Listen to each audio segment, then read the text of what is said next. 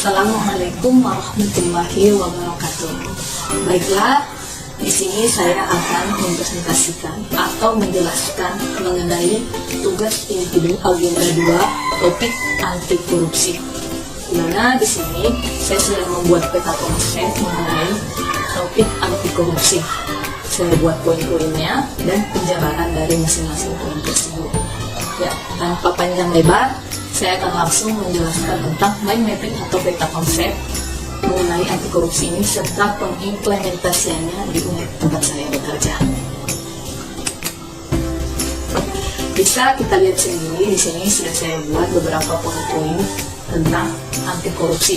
Yang pertama ada definisi, kemudian ada dampak, ada unsur-unsur dari anti korupsi, ada pencegahan dari korupsi, ciri-ciri dari korupsi, contoh atau jenis dari perilaku korupsi, sistem pengendalian korupsi, dan nilai-nilai dasar anti korupsi. Ya, masuk kepada yang pertama, definisi dari korupsi.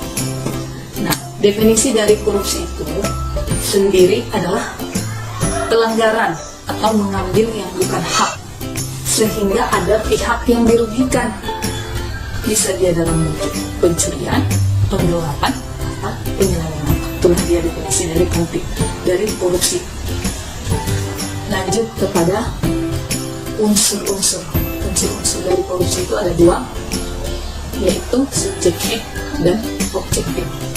Selanjutnya pencegahan dari korupsi. Penjabarannya ada 4 poin di sini saya buat. Yang pertama adalah memperbaiki moral, yang kedua adalah meningkatkan kesadaran hukum, yang ketiga adalah menuntaskan kemiskinan, dan yang keempat memilih pemimpin bersih, jujur, dan anti korupsi. Poin yang selanjutnya adalah sistem pengendalian. Sistem pengendalian dari korupsi ada beberapa poin, yaitu 10. Yang pertama, peningkatan peran pengawasan internal. Yang kedua, post employment. Yang ketiga, integrity checking.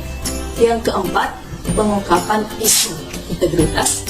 Yang kelima, pengendalian gratifikasi. Yang keenam, pelaporan harta kekayaan. Yang ketujuh, analisis risiko terhadap integritas. Yang kedelapan, revitalisasi kode etik dan pedoman perilaku. Yang kesembilan, seleksi dan keteladanan pimpinan puncak, maksudnya pimpinan atas. Dan yang ke-10, evaluasi eksternal integritas. Ini yang sudah dibuat di sini beberapa, belum ada penjelasannya pada gambar ini. Dan saya buat di slide selanjutnya. Itu ada dampak, ciri-ciri, dan jenis dari korupsi itu sendiri. Kita lanjut. Ciri-ciri dari korupsi. Yang pertama, dilakukan oleh lebih dari satu orang. Kemudian yang kedua, merahasiakan motif atau ada keuntungan yang diraih. Yang ketiga, berhubungan dengan kekuasaan atau wewenang tertentu. Yang keempat, berlindung di balik pembenaran hukum. Yang kelima, melanggar kaedah kejujuran dan norma hukum. Yang keenam, mengkhianati kepercayaan. Kemudian, dampak dari korupsi itu sendiri bisa kita lihat ada 5 poin di sini. Yang pertama, pelayanan publik atau jasa makin mahal. Kemudian, yang kedua, pengentasan kemiskinan makin lamban. Yang ketiga, akses terbatas untuk masyarakat miskin. Yang keempat, kriminalitas meningkat. Dan yang kelima, demoralisasi atau individualistis. Setiap orang lebih mementingkan diri sendiri. Kemudian poin dari pemetaan konsep anti korupsi, di sini ada saya buat jenis-jenis korupsi. Ada 7 jenis korupsi. Yang pertama, kerugian keuangan negara. Yang kedua, suap menyuap. Yang ketiga, penggelapan dalam jabatan. Yang keempat, pemerasan. Yang kelima, perbuatan curang. Yang keenam, benturan kepentingan dalam pengadaan. Dan yang ketujuh, gratifikasi atau hadiah.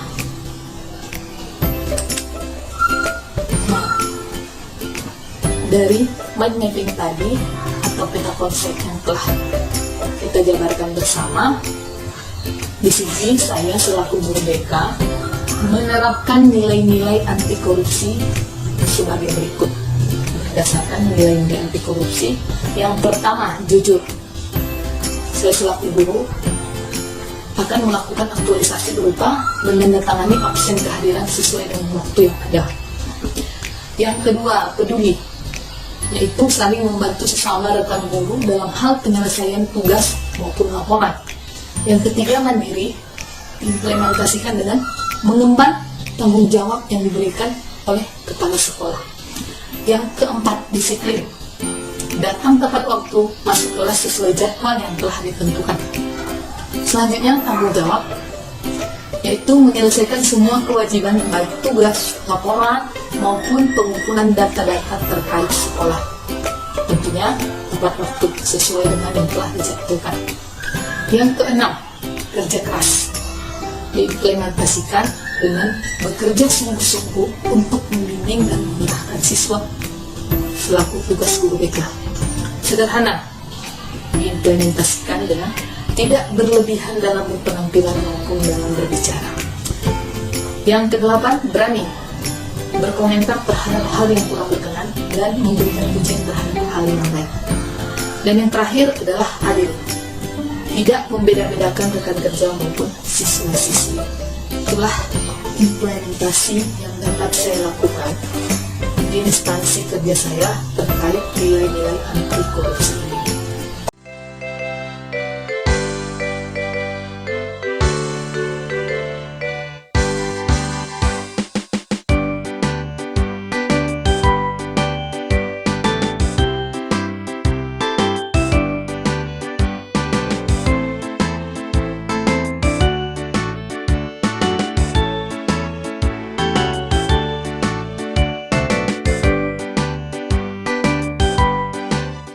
Terima kasih, semoga bermanfaat. Assalamualaikum warahmatullahi wabarakatuh.